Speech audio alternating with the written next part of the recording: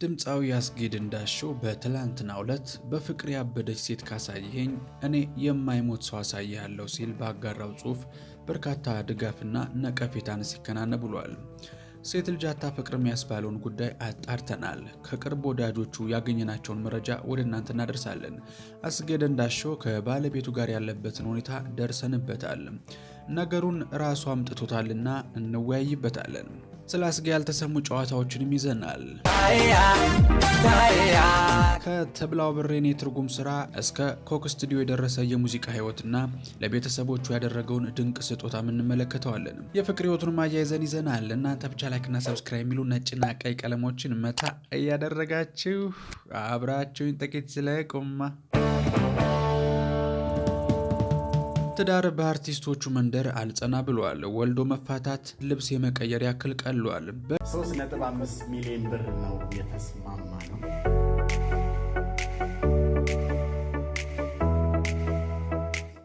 ያው ራቼ አማርኛ ብዙ አይችልም። በጣም ደስ ብሎኛል። ቦታው ትክክለኛ ሰው ነው የመረጡት። ያው ትንሽ የሚያስቸግር ባህሪ ያለ ግን ያው ይሁን ችግር የለም።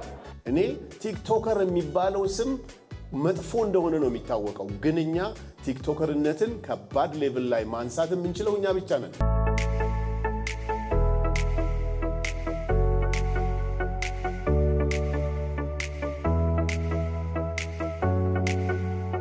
በመጀመሪያ የኔንም ጥሪ ሰምታችሁ ከያኔትም የደረሰውን ጥሪ ሰምታችሁ አክብራችሁን ሁላችሁም ያው ቢዚ ሰዎች ናችሁ፣ የምታደርጉት ነገር አላችሁና እሱን ትታችሁ የኛን ጥሪ ቫልዩ አድርጋችሁ አክብራችሁን ስለመጣችሁ የእውነት በጣም እናመሰግናለን።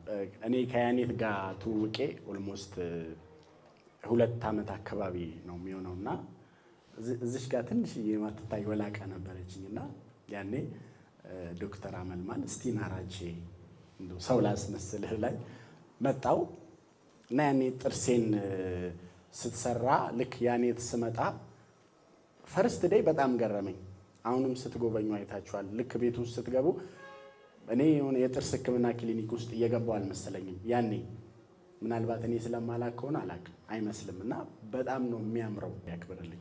አሁን ሶሻል ሚዲያ ላይ መልካም ስራ የሚሰሩ ተጽዕኖ ፈጣሪ ሰዎች ተፈላጊ መሆን ጀምረዋል። ይሄ ትልቅ ፖይንት ነው።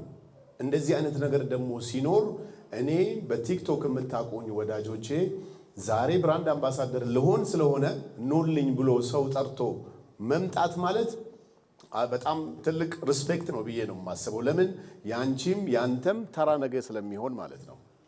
ነገ ደግሞ የእናንተ ተራ በሚመጣበት ሰዓት እንደዚሁ አንድ ግሩፕ ነው። በነገራችን ላይ በቲክቶክ አምባሳደር መሆን እንደ በፊቱ እንዳይመስላችሁ። ፕራይሱም ጥሩ ነው፣ ስራውም ጥሩ ነው። እንደ ቢዝነስም ትልቅ ቢዝነስ ነው። ቲክቶካችሁን ማሳደግ የምትችሉበት መንገድ በተቻለ መጠን በመልካም በበጎ ሲሆን እንደዚህ አይነት የአምባሳደርነት ሌቭል ይመጣል። እኔ ቲክቶከር የሚባለው ስም መጥፎ እንደሆነ ነው የሚታወቀው፣ ግን እኛ ቲክቶከርነትን ከባድ ሌቭል ላይ ማንሳት የምንችለው እኛ ብቻ ነን። መልካም ነገር በመስራት ጥሩ ነገር በማድረግ እንደዚህ አይነት አምባሳደር የሚወጣበት ቦታ ስለሆነ ተፈላጊነታችን ደግሞ በጣም እንደ ዳይመንድ እየሆነ ነው አሁን ቲክቶክ ላይ ያለ። ታዲያ ይሄ ሰዎችን በሁለት ጎራ የከፈለ መልእክት አስጌ ለምን መጻፍ ፈለገም? በሙዚቃው እንዳሁኑ የእውቅና ማማ ላይ ከመውጣቱ በፊት በችግር ከማደግ ጀምሮ ለ4 ዓመታት በጎዳና እስከመኖር የተለያዩ ችግሮችን ያለፈ ድምፃዊ ነው አስጌ። ዘፋኝ የመሆን ምንም እቅድም ህልምም አልነበረኝም የሚለው አስጌ በዳንሱና በትወና ነበር ወደ ህዝቡ ለመድረስ ያቀደው። ሙዚቀኛ መሆኔ ራሴን ጨምሮ የሚያውቁኝን ሰዎች ሁሉ ያስደነገጠና ያስገረመ ነበር ሲል በአንድ ቃለ መጠይቅ ላይ ተናግረው ነበር። የምኖርባት ወረዳ ህዝብ ካደመጠልኝ ትልቅ እድል ነው ሲል በድፍረት የሰራው ሙዚቃ አስጌ የሚለውን ስም ከወረዳ አልፎ በድፍን ኢትዮጵያ እንዲታወቅ አደረገው። አስጌ አይን ውስጥ የሚገባ ሰው መሆን ቻለ። ያ ዝና ላይ የሰቀለው ዴንዳሾ ሲል የሰራው ሙዚቃ ነበር። አስጌ በዚህ ሙዚቃው ድፍን ኢትዮጵያን ማካለል ሳይችል በፊት እነዚህን ስራ መስራቱን ስንቶቻችሁ ታውቃላችሁ?